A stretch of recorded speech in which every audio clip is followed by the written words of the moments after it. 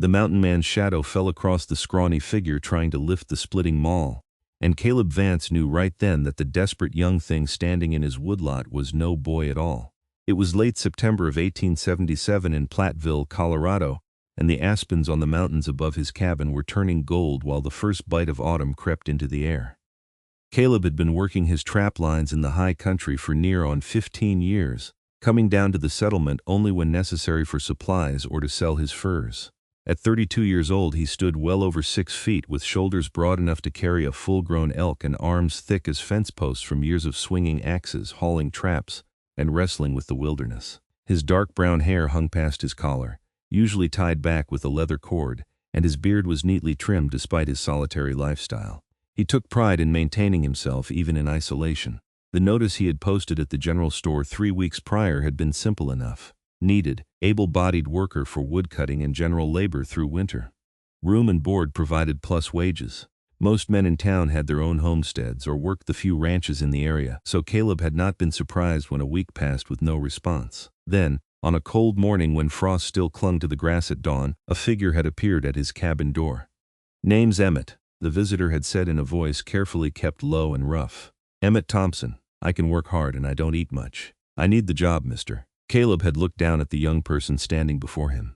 Emmett Thompson wore clothes too large, a hat pulled low, and had dirt smudged deliberately on a face that even then struck Caleb as peculiarly smooth. The hands gripping a worn satchel were small, the shoulders narrow beneath the oversized coat. "You ever split wood before?" Caleb had asked. "Some," came the answer. "I can learn whatever you need." There had been something in those eyes, green as spring grass and shadowed with inspiration, that made Caleb nod slowly. "All right. Trial period of a month. You work hard, you can stay on through spring. Rooms in the lean to outback. Meals are at dawn, noon, and dusk. You miss them, you go hungry, understood?" "Yes, sir, thank you, sir." That had been 3 weeks ago, and in those weeks, Caleb had watched his new hired hand struggle with nearly every physical task while excelling at others. Emmett could cook better than any camp cook Caleb had encountered, kept the cabin neat as a pin, and had a way with the horses that bordered on magical. But when it came to wielding the heavy tools, hauling the full water buckets, or lifting the split logs, Emmett struggled visibly. The moment of truth came on a bright afternoon when Caleb had assigned Emmett to split kindling while he worked on reinforcing the shed before winter. He had been measuring boards when he heard the grunt of effort followed by a small gasp. Turning, he saw Emmett trying to lift the 8-pound splitting maul, managing to raise it only to waist height before it wavered and dropped. Caleb set down his hammer and walked over slowly, his boots crunching on wood chips. Emmett's back was to him, and he could see the young shoulders trembling with effort as another attempt was made. This time the maul made it to shoulder height before Emmett's arms gave out completely. "That's enough," Caleb said quietly. Emmett spun around, face flushed with exertion and embarrassment. "I can do it, just need to get the leverage right. That maul weighs near as much as your whole arm." Caleb crossed his arms over his chest, studying the person before him with eyes that had learned to read tracks in snow and danger in the set of a bear's ears. "You've been working hard these weeks, real hard. But we both know you ain't built for this kind of labor. I can learn, I'll get stronger." There was panic creeping into that carefully lowered voice. "Maybe so." Caleb reached out and took the maul, lifting it easily with one hand. "But that ain't the real issue here, is it?" Emmett's green eyes went wide, and Caleb saw the exact moment fear replaced determination. "I don't know what you mean, I think you do." Caleb set the maul aside and kept his voice gentle, the same tone he used with spooked horses. "I've known for a while now, the way you wash separately down at the creek. How you never change clothes unless you're alone in the lean-to. The fact that you can make biscuits light as clouds but can't lift a water bucket without stopping 3 times. The color drained from Emmett's face. "Please, please don't send me away. I'll work harder. I won't eat as much. I'll do anything. Hey now." Caleb took a step closer, then stopped when Emmett flinched. He held up both hands, palms out. "I ain't sending you nowhere. Just think maybe it's time we were honest with each other." For a long moment, the only sound was the wind in the pines and the distant call of a hawk. Then Emmett's shoulders sagged, and those green eyes filled with tears that were hastily blinked away. "My name is Emma," came the whisper. "Emma Catherine Thompson. I'm 19 years old, and I've been running for near on 2 months now." Something in Caleb's chest tightened at the vulnerability in her voice, at the way she stood there trembling like a cornered rabbit ready to bolt. He had suspected for weeks, but hearing the confirmation, hearing her real name, made something shift inside him. Emma, he repeated, testing the name. It suited her far better than Emmett ever had. All right then. Why don't we go inside? And you can tell me what you're running from. Got coffee on the stove? She stared at him as if he had spoken a foreign language. You're not angry? You're not going to throw me out? Why would I do that? You've been keeping this place better than I ever did. My shirts ain't been that clean in 5 years, and I actually look forward to meals now. He gestured toward the cabin. Come on. Whatever's chasing you, we'll figure it out together. Inside the cabin, Emma sat at the rough-hewn table while Caleb poured coffee into 2 tin cups. His hands were steady, but his mind was racing.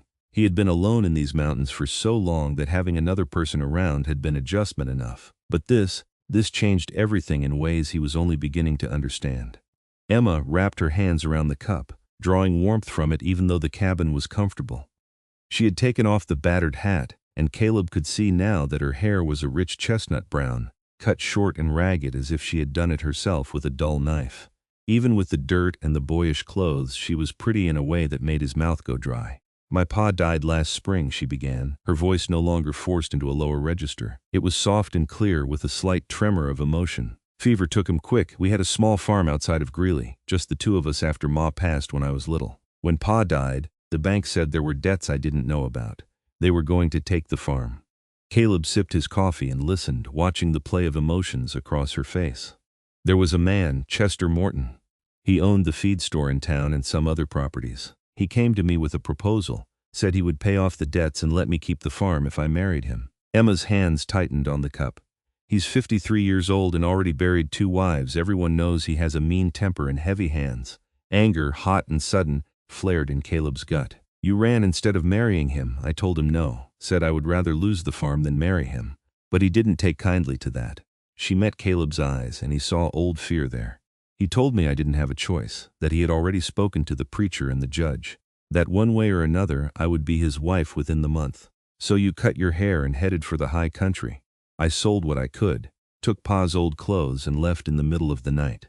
I've been moving from town to town trying to find work, but no one wants to hire a woman alone. Then I thought if I could pass for a boy, maybe I could find something. When I saw your notice in Platteville, it seemed like Providence. She looked down at her coffee. I'm sorry I lied to you. I just didn't know what else to do. Caleb was quiet for a moment, turning over everything she had said. Outside, the afternoon was lengthening toward evening, and he could hear the horses moving in the corral. His life had been simple before Emma arrived, predictable and solitary. Now, sitting across from this young woman who had been brave enough to run from a forced marriage and desperate enough to pretend to be someone she was not, he felt something awakening in him that he had thought long dead. You got nothing to apologize for, he said finally. You did what you had to do to survive. That takes more courage than most folks ever need to find. Emma looked up at him, surprise written clear on her face. You really don't mind that I lied? You weren't lying about the important things. You said you would work hard, and you have. You said you could learn, and you've learned plenty. He set down his cup and leaned back in his chair. What I mind is that there's men in this world who think they can force a woman into marriage just because they have money or power. There's a lot of men like Chester Morton, I know, but there's also men who believe a woman has the right to choose her own path. Caleb met her eyes steadily. You're safe here, Emma. Long as you want to stay, you got a place. And we'll figure out how to keep you safe from Morton if he comes looking. The relief that washed over her face was so profound that Caleb felt his chest tighten again. She blinked rapidly, clearly fighting tears, and when she spoke, her voice was thick with emotion. Why are you being so kind to me? You don't know you well enough. I know you rise before dawn and have breakfast ready without being asked. I know you sing to the horses and they gentle right down for you. I know you see a task that needs doing and you do it, even when it's hard for you. He paused, choosing his next words carefully. And I know what it's like to want a life on your own terms, away from folks who try to tell you who you got to be. Is that why you live up here alone? Partly. I came to the mountains after the war, saw too much killing, too much hate, figured the wilderness was more honest than civilization. He stood and moved to the stove, checking the pot of stew that had been simmering. But maybe I've been alone long enough. The words hung in the air between them, heavy with implication. Emma stood as well, wrapping her arms around herself as if suddenly cold. What happens now? She asked. Now we eat supper. Tomorrow we work on getting wood split and stacked for winter. You can help by stacking while I split. We play to each person's strengths. He ladled stew into 2 bowls, and you can move your things from the lean to into the cabin. There's a corner we can curtain off for privacy. No sense in you freezing out there when the real cold comes. Caleb, I can't. People would talk. What people? Nearest neighbor is 5 miles down the mountain, and he minds his own business. We go to town maybe once a month for supplies. He set the bowls on the table. Besides, I think your reputation is safer with me than it was with Chester Morton. She could not argue with that, and after a moment she sat back down. They ate in comfortable silence, and Caleb found himself watching her when she was not looking. Without the pretense of being a boy, she held herself differently. Her movements were more natural, more graceful. He noticed the curve of her neck, the delicate line of her jaw, the way her eyes reflected the lamplight like forest pools. He was in trouble, and he knew it. Over the next few days they fell into a new rhythm. Emma moved her few belongings into the cabin, and Caleb rigged a curtain of heavy canvas across one corner to give her a private space. She kept the cabin immaculate, cooked meals that made him wonder how he had survived on his own cooking for so long, and helped with tasks suited to her strength. She was clever with her hands, good at detailed work like mending harnesses and stitching up torn clothing. Caleb took on the heavy labor, but he found himself explaining what he was doing and why, teaching her about the mountains and the rhythms of wilderness life. She learned quickly and asked intelligent questions. More than once, he caught himself talking to her about things he had never spoken aloud, thoughts and observations he had kept locked inside during his years of solitude. In the evenings, they would sit by the fire, and Emma would sometimes read aloud from the few books Caleb owned. Her voice was soothing, and he found himself looking forward to those quiet hours more than he wanted to admit. But there was also a tension growing between them, an awareness that sparked whenever they accidentally brushed against each other, or their eyes met across the cabin. Caleb was careful to maintain proper distance, to treat her with respect, but he could not deny what he was feeling. Emma Thompson had walked into his life disguised as a desperate boy, and had somehow become the most important person in his world. He thought she might feel it too, but he was not sure, and he would not push. She had been through enough without him adding to her troubles. 3 weeks after Emma's confession, the first real snow came. Caleb woke to find the world transformed, everything covered in a blanket of white that muffled sound and turned the familiar landscape into something magical. He rose quietly, trying not to wake Emma behind her curtain, and built up the fire before heading out to check on the horses and bring in more wood. When he returned, arms loaded with split logs, he found Emma standing at the window in her nightdress with a blanket wrapped around her shoulders. Her short hair was tousled from sleep, and her face held an expression of wonder. "I have never seen it snow this much," she said softly. "In Greeley we got snow, but nothing like this. This is just the start. By January it will be hip-deep in places." Caleb set down the wood and moved to stand beside her. "Beautiful though, it is." She glanced up at him, and he was struck again by how lovely she was, how right it felt to have her here in his cabin, in his life. "Thank you, Caleb, for everything, for not sending me away, for treating me with kindness. I don't think I have ever felt as safe as I do here." "You are safe here," he said, his voice rough with emotion he was trying to contain. "I would never let anyone hurt you, Emma. Not Morton, not anyone." She turned to face him fully, the blanket slipping a little from her shoulders. "I believe you, and that means more to me than I know how to say." They stood there, close enough that Caleb could feel the warmth radiating from her, could smell the faint scent of the lavender soap she used. His heart was pounding, and he knew he should step back, should maintain the careful distance he had been preserving. But then Emma reached out and placed her hand on his arm, and all his careful control wavered. "Caleb," she whispered. "Emma, I shouldn't." He trailed off, not sure what he was trying to say. "Shouldn't what?" "Shouldn't be feeling what I'm feeling. You came here looking for safety and work, not for some mountain man to complicate things." Her eyes widened slightly, and color rose in her cheeks. "And what are you feeling?" It was a fair question, and she deserved an honest answer. Caleb took a breath and decided to risk everything. "I'm feeling like I spent 15 years in these mountains convinced I was better off alone. Then you walked into my life, and now I can't imagine going back to the way things were." He raised his hand and gently touched her cheek, his calloused fingers rough against her soft skin. "I'm feeling like I want to keep you safe, not just because it's the right thing to do, but because the thought of anything happening to you makes my chest hurt. I'm feeling like I might be falling in love with you, and I know that's probably the last thing you need to hear." Emma's breath caught, and for a moment Caleb thought he had made a terrible mistake. Then she smiled, and it was like the sun breaking through clouds. "What if it's exactly what I need to hear?" she said softly. "What if I've been feeling the same way and was too afraid to say anything?" Emma, her name was a prayer on his lips. I know we have not known each other long. I know this is all complicated and probably foolish. But when I'm with you, I feel like I can breathe for the first time since Pa died. You make me feel strong and safe and valued. You see me, really see me, not just as someone to be used or controlled. She stepped closer, her hand still on his arm. I think I might be falling in love with you too, Caleb Vance. He wanted to kiss her more than he wanted his next breath, but he forced himself to think clearly. You sure about this? I'm older than you, been living rough for years. I ain't refined or educated. I can't offer you a fancy life in town. I don't want a fancy life in town. I want a life that's real and honest. I want to be with someone who respects me and treats me as an equal. She looked around the cabin. And I have never been happier than I have been here with you. That was all the permission Caleb needed. He cupped her face in both hands, marveling at how delicate she was, how precious. Then he lowered his head and kissed her, gently at first, then with growing passion as she responded, her arms coming up to wrap around his neck. The blanket fell to the floor, forgotten, as they stood there in the morning light filtering through the snow-covered windows. Caleb could feel her heart beating against his chest, could taste the sweetness of her mouth, could feel the rightness of holding her in his arms. When they finally broke apart, both breathing hard, Emma was smiling up at him with such joy that he felt his own heart might burst.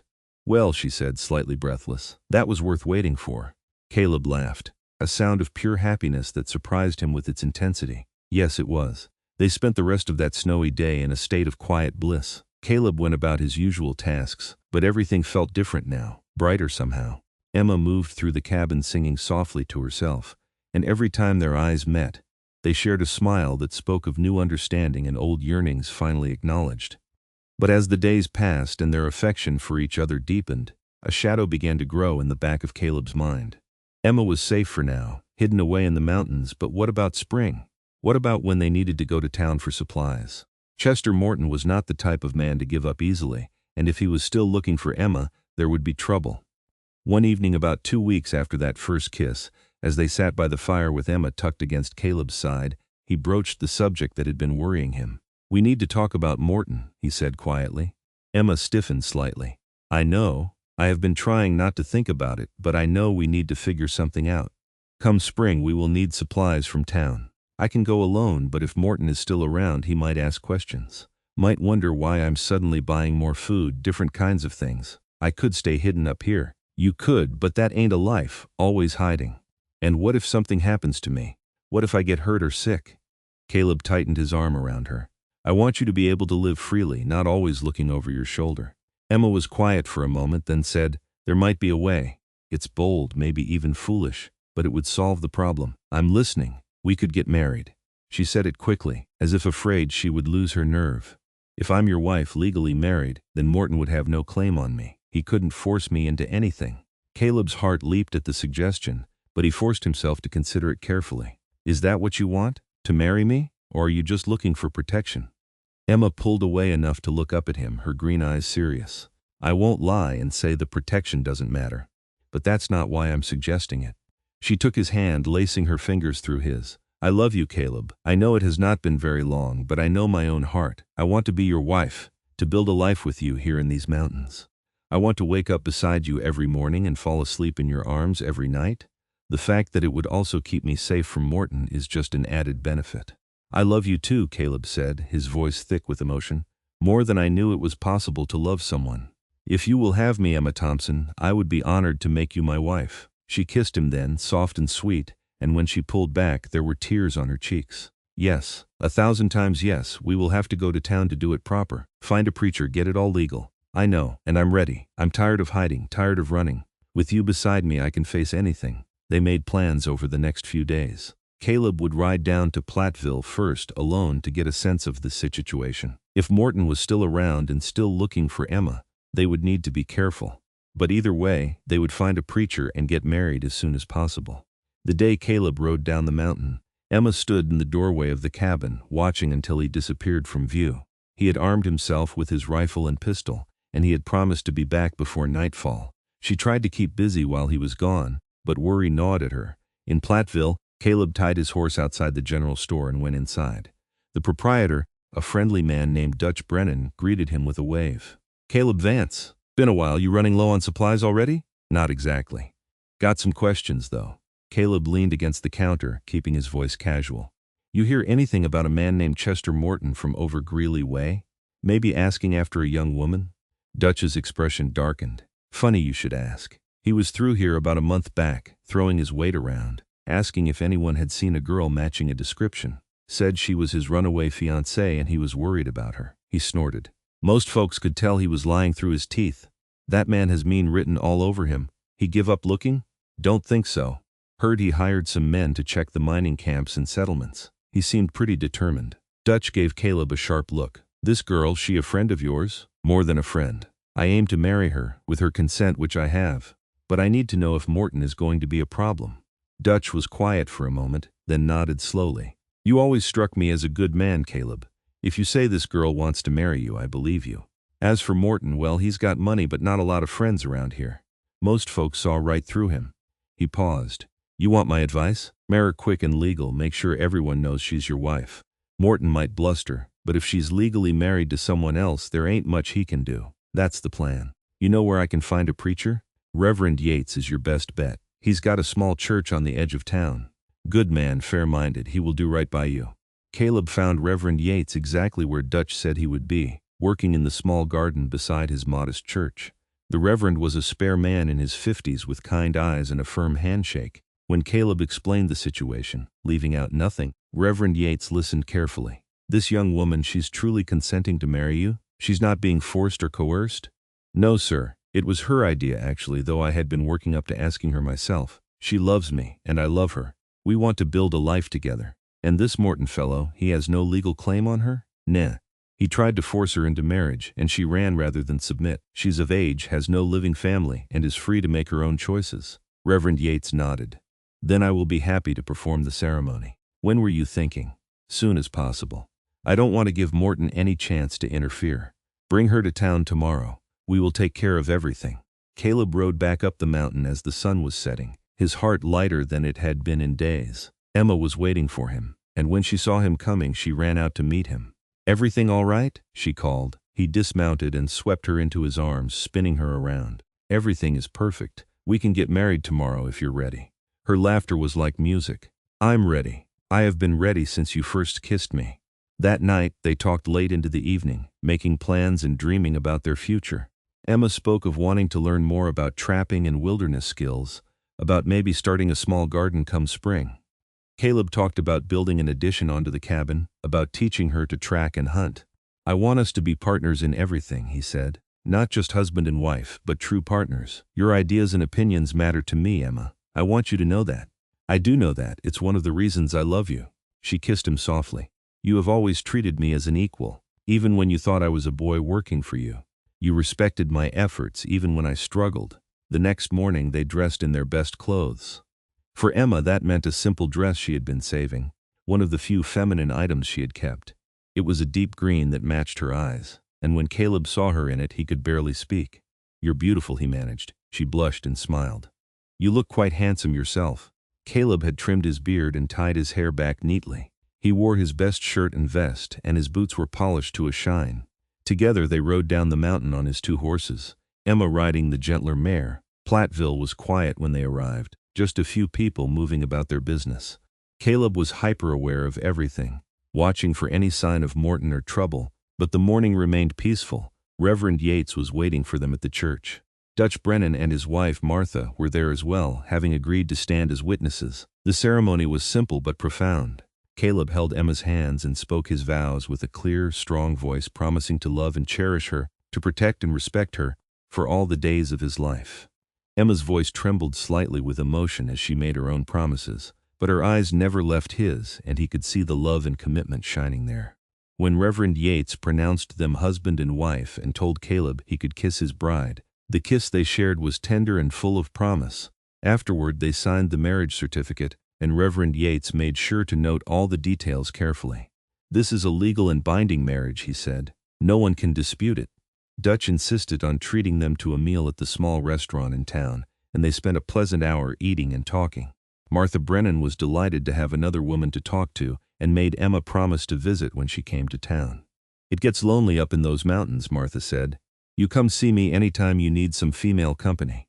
Emma promised she would, and Caleb could see how much the offer meant to her. They were just preparing to head back up the mountain when a commotion in the street caught their attention. A group of riders was coming into town, led by a thick-set man in expensive clothes. Even before Dutch muttered a curse under his breath, Caleb knew who it was. Chester Morton dismounted with the confidence of a man used to getting his way. He was shorter than Caleb but broad, with thinning hair and small, mean eyes. The men with him looked like hired muscle, rough types who would do anything for money. Morton's eyes swept the street and landed on Emma. His face went through several expressions in quick succession: surprise, relief, and then anger. "There you are," he said, starting toward them. "Do you have any idea how much trouble you have caused me, girl?" Caleb stepped in front of Emma, his body a shield between her and Morton. "The lady is not interested in talking to you." Morton stopped, his eyes narrowing as he took in Caleb's size and the protective stance. "The lady? This is Emma Thompson, my betrothed. She ran away and I have been searching for her." "She's not your betrothed," Caleb said evenly. "She never agreed to marry you, and she's not Emma Thompson anymore." "What are you talking about?" "As of about an hour ago, she's Emma Vance, my wife. We just got married, all legal and proper." The color drained from Finn's face, then flooded back as rage took over. "You're lying. You can't have married her. She's mine." "She was never yours," Emma said, stepping out from behind Caleb. Her voice was steady, though Caleb could feel her trembling slightly. "I told you no, Mr. Morton. I told you I would never marry you, but you wouldn't listen. Your father owed me money. You owed me. My father's debts died with him. I owed you nothing." She held up her left hand, showing the simple gold band Caleb had placed there. "I'm married now, legally married to a good man who treats me with respect and kindness. There's nothing you can do about it." Morton's hands clenched into fists. "We will see about that. I can have this marriage annulled. I can prove she was promised to me." "You can try," Reverend Yates said, stepping forward. "But I performed the ceremony myself, and I can assure you it was entirely legal. Miss Thompson, as she was then, was of legal age and consented freely. No promises made under duress are binding, Mr. Morton. You should know that." "She owes me," Morton insisted, but some of the bluster was leaving his voice. "She owes you nothing," Caleb said. His voice was calm, but there was steel beneath it. "And you need to leave her alone. If I hear you've been harassing my wife or spreading lies about her, we will have a problem. Understood?"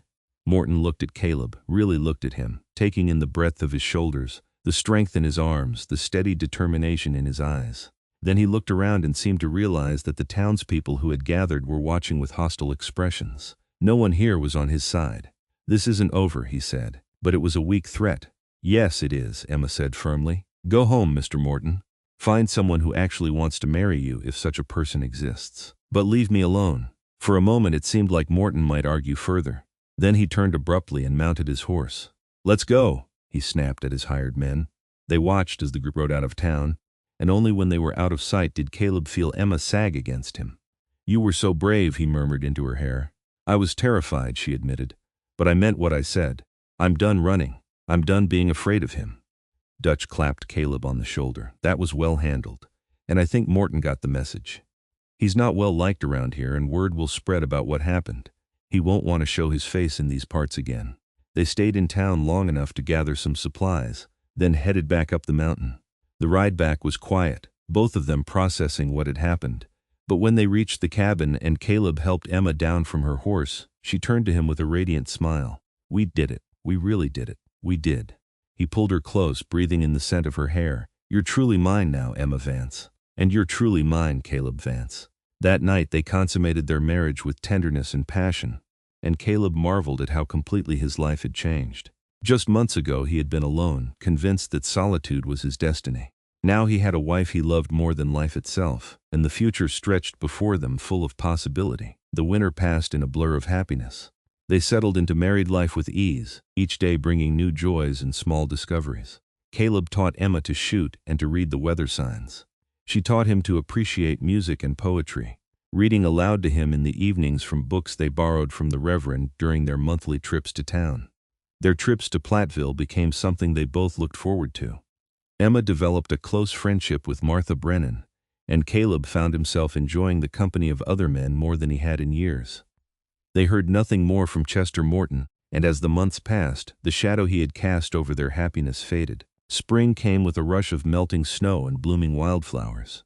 Emma planted a garden as she had wanted to, and Caleb built a small addition to the cabin with a real bedroom and a larger living space. They worked side by side, and Caleb found that he loved having a partner in all things. One morning in late April, Emma woke feeling unwell. At first, she thought it was something she had eaten. But when the nausea continued for several days, Caleb insisted they go see the doctor in town. Dr. Winters was an older man with a gentle manner. After examining Emma, he came out of his examination room with a broad smile. "Congratulations, Mr. and Mrs. Vance, you're going to be parents." Caleb felt his knees go weak. "Parents? Mrs. Vance is expecting a baby. I would say you can expect the little one sometime in early November." Emma emerged from the examination room looking dazed and delighted. "Caleb, we're having a baby." He swept her into his arms, being careful not to squeeze too hard, and kissed her thoroughly. "A baby! We're having a baby!" The news filled them both with a joy so profound it was almost frightening. Caleb became even more protective, worrying about Emma overexerting herself. She bore his concern with amused patience, reminding him that women had been having babies since the beginning of time. "I'm not fragile," she told him one afternoon as he fretted over her carrying a basket of laundry. "I'm just pregnant. I know. I just want to make sure you and the baby are safe." She set down the basket and came to him, wrapping her arms around his waist. "We are safe, we have you to protect us, and we have this beautiful home, and we have each other. Everything is going to be fine." And it was. As summer bloomed across the mountains, Emma bloomed as well. Her belly grew round with their child, and Caleb never tired of feeling the baby move beneath his hand. They spent long evenings discussing names and making plans, building a cradle and preparing for the new life that would join them. In early November, just as Dr. Winters had predicted, Emma went into labor. Caleb had arranged for Martha Brennan to come stay with them for the birth, and Martha arrived 2 weeks early to help prepare. The labor was long and difficult, and Caleb spent hours pacing outside the cabin door, listening to Emma's cries and feeling utterly helpless. But finally, in the early hours of the morning, he heard a new sound. The sharp, healthy cry of an infant. Martha opened the door, her face flushed and smiling. "Come meet your daughter." Caleb entered the cabin on shaking legs. Emma was propped up in their bed, looking exhausted but radiant. In her arms was a tiny bundle wrapped in soft cloth. "Come see her," Emma said softly. He approached slowly, almost afraid of the depth of emotion he was feeling. Emma pulled back the cloth, and Caleb looked down at his daughter for the first time. She was perfect, tiny and red-faced, with a shock of dark hair and eyes that were already trying to focus. "She's beautiful," he whispered. "She's perfect. She looks like you," Emma said. "She has your chin." Caleb reached out and gently touched the baby's tiny hand. Immediately her fingers curled around his much larger one, and he felt his heart crack open with love. "What should we name her?" he asked. They had discussed names for months but had not settled on one. Now, looking at their daughter, Emma said, "I was thinking Catherine, after my mother." "Catherine Rose Vance," Caleb repeated. "It's perfect. She's perfect. You're perfect." He leaned down and kissed Emma gently. "Thank you for this gift. Thank you for being my wife and the mother of my child." Tears streamed down Emma's face. "Thank you for giving me a home and a family. Thank you for loving me." Martha stayed with them for a week, helping Emma recover and teaching both new parents the basics of caring for an infant. When she finally returned to town, she left behind a couple who were utterly besotted with their daughter. Catherine Rose was a good baby, fussy only when hungry or tired. She had her mother's green eyes and her father's dark hair, and she quickly became the center of their world. Caleb discovered depths of tenderness he had not known he possessed, and Emma marveled at how gentle such a strong man could be with something so small and fragile. The years that followed were the happiest of Caleb's life. Catherine grew into a bright, curious child who loved the mountains as much as her father did. She learned to walk on the forest paths, learned to identify plants and animal tracks, and could sit quietly in the woods watching deer graze. When Catherine was 3, Emma told Caleb she was pregnant again.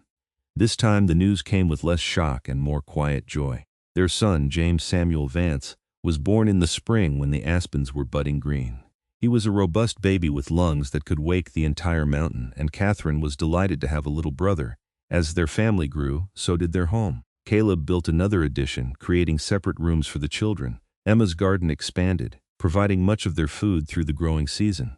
They acquired more animals, chickens for eggs, a milk cow, a few goats. The cabin in the mountains became a real homestead, a place where love and laughter echoed through the rooms and children's voices rang out in play.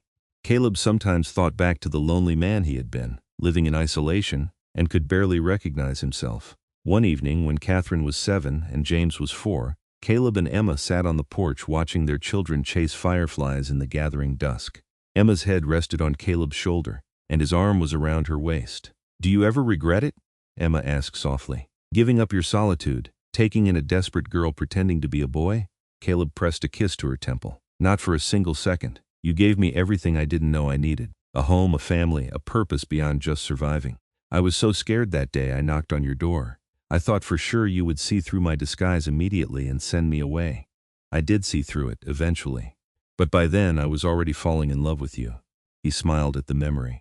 "Watching you struggle with that axe, so determined to prove yourself, it broke my heart and charmed me at the same time. You let me keep my secret for weeks before you said anything. I wanted you to feel safe enough to tell me yourself. I didn't want to force it." Emma turned to look up at him, her eyes soft with love. "You have always made me feel safe. From the very beginning, even when I was lying to you, you treated me with kindness and respect. You deserved kindness and respect, you still do." They sat in comfortable silence, watching the children play. Catherine was teaching James how to cup his hands to catch the fireflies without hurting them, her young voice patient and instructive. "She's going to be just like you," Caleb observed, "kind and strong, and James is going to be just like you, stubborn and brave." Caleb laughed. "I'm not sure if that's a compliment or not." "It's definitely a compliment." The stars were coming out, brilliant in the clear mountain air. Caleb could identify most of the constellations now, having learned them from books Emma had acquired. She had taught him to read better, and he had taught her to survive in the wilderness. They had learned from each other, grown together, built a life that was richer than either could have imagined alone. "Mama, Papa, look," Catherine called, holding up her cupped hands. "I caught 3. That's wonderful, sweetheart," Emma called back.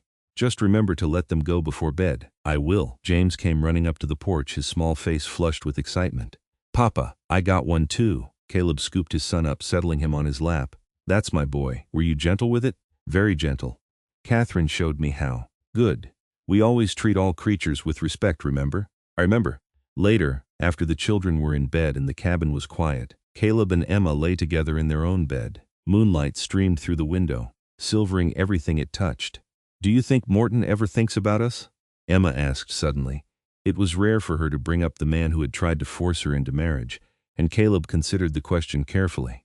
"I doubt it. Men like him move on to their next scheme pretty quick. We haven't heard anything about him in years." "Good. I like to think we're completely free of that part of my past." "We are. You're Emma Vance, mother of 2, wife of a stubborn mountain man. That's all that matters." She snuggled closer to him. "I love our life, Caleb. I love waking up to the sound of the wind in the pines. I love watching our children grow. I love sitting by the fire with you in the evenings. I love every single part of it." "So do I." He tightened his arms around her. "Best decision I ever made was posting that notice for a worker. Brought me you. Best decision I ever made was answering it, even if I did have to pretend to be a boy." They fell asleep wrapped in each other's arms, content and complete. The seasons continued to turn, marking the passage of time in the steady rhythm of mountain life. When Catherine was 10 and James was 7, Emma discovered she was pregnant once more. This pregnancy was harder than the previous 2, and Dr. Winters advised her to take it easy. Caleb worried constantly, but Emma remained serene. "Women have babies all the time," she reminded him, echoing words she had spoken years before. "I'm going to be fine." The baby, another girl they named Rose Margaret, arrived safely in the autumn. She had Emma's chestnut hair and Caleb's blue eyes, a perfect blend of both parents. Catherine and James doted on their baby sister, and the cabin rang with even more life and love. As the children grew older, Caleb began to teach them the skills they would need to thrive in the mountains. Catherine proved to be an excellent tracker and had a gift for working with animals. James was strong like his father and took to the physical labor of maintaining the homestead with enthusiasm. Rose, as she grew, showed signs of being both smart and stubborn, a combination that delighted her parents. When Catherine turned 16, a young man from town began to pay court to her. His name was Daniel Wright, and he was a decent, hard-working fellow who treated Catherine with obvious respect and admiration. Caleb approved, though it was hard to think of his little girl as old enough for courting. "Where does the time go?" he asked Emma one night as they prepared for bed. "Too fast," she agreed. "It feels like just yesterday we were bringing her home from town as a newborn. She's so much like you, smart and capable and kind. She has your courage and your sense of honor." 2 years later, they stood in Reverend Yates' church and watched Catherine marry Daniel. The ceremony reminded Caleb strongly of his own wedding, and he found himself blinking back tears as he gave his daughter's hand to her new husband. At the reception afterward, Emma slipped her hand into his. "You all right?" Just thinking about how fast life moves. Seems like just yesterday you were trying to convince me you were a boy who could split wood." Emma laughed. "I was terrible at it." "You were, but you were good at so many other things. And look at what we built together." He gestured around the room, where their family and friends had gathered to celebrate. 3 children, a good life, respect in the community. All because you were brave enough to run from a man who tried to control you, and I was lucky enough to be the one you ran to. We were both lucky, we found each other. James married a few years later, a sweet girl from a nearby ranch. He built his own cabin not far from his parents' place, wanting to stay close but also to start his own life. Rose, independent and spirited, declared her intention to become a teacher and began studying with the schoolmaster in Platteville.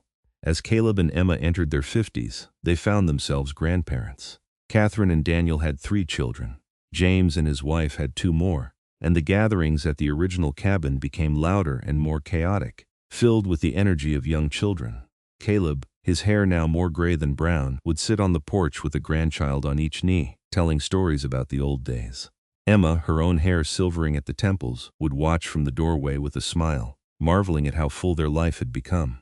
One winter evening, when a snowstorm had trapped them inside, Caleb and Emma sat by the fire much as they had done for decades. They were alone, the children all grown and living their own lives, and the cabin was quiet again. "Do you miss them?" Caleb asked.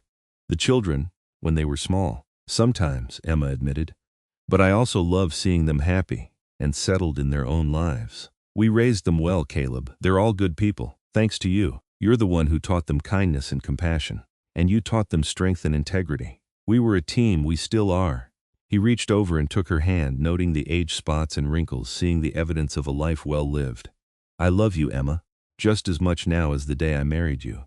More even. I love you too. You gave me everything I ever dreamed of and so much more." She squeezed his hand. "Thank you for seeing past my disguise all those years ago. Thank you for giving me a chance. Thank you for being brave enough to take it." They sat in silence, watching the fire and listening to the wind outside. Caleb thought about the long, strange journey that had brought them to this moment. He thought about the lonely man he had been, content in his solitude but empty without knowing it.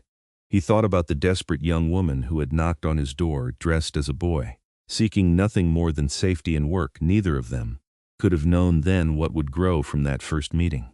Neither could have predicted the love that would bloom, the family that would spring from it, the rich and meaningful life they would build together. But here they were, gray-haired and content, surrounded by the evidence of their love in every corner of the cabin. The cradle Caleb had built for Catherine now served for grandchildren. The rocking chair Emma had insisted on buying in town had been passed down to James's wife.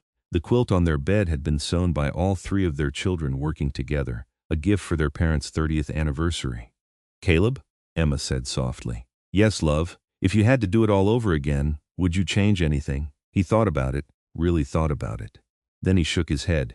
"Not a single thing. Every moment, good and bad, led us here. Led to this life we built together. I wouldn't change any of it. Neither would I." She leaned her head on his shoulder, fitting against him as perfectly as she had 40 years ago. "This is exactly where I want to be. With you, in this cabin with our family around us. This is home." "Home," Caleb agreed, and the word held more meaning than it ever had when he lived alone. As the fire burned low and the storm raged outside, they sat together in comfortable silence. 2 people who had found in each other everything they needed. The mountain man and the girl who had disguised herself as a boy, who had trusted each other enough to build a life, a family, a legacy of love that would endure long after they were gone. Outside, the snow fell thick and fast, blanketing the world in white. Inside, warmth and love kept the cold at bay. And in the morning, when they woke in each other's arms as they had done for 40 years, they would face whatever the new day brought together, as they always had and always would. Their story, which had begun with a desperate deception and a mountain man's quiet kindness, had become something far greater than either could have imagined. It had become a testament to the power of love, trust, and the courage to choose your own path, no matter how difficult the journey might be. And as Caleb held Emma close that night, listening to the steady rhythm of her breathing and feeling the solid warmth of her presence, he sent up a silent prayer of gratitude. For the day she had knocked on his door, for the weeks he had known her secret before she confessed, for the moment he had decided to speak the truth instead of letting her continue to struggle. Most of all, for the gift of her love and the beautiful life they had built together in the mountains, where the air was clean and the possibilities were endless. and where two lonely souls had found in each other a home more real than any structure of wood and stone could ever be. The end.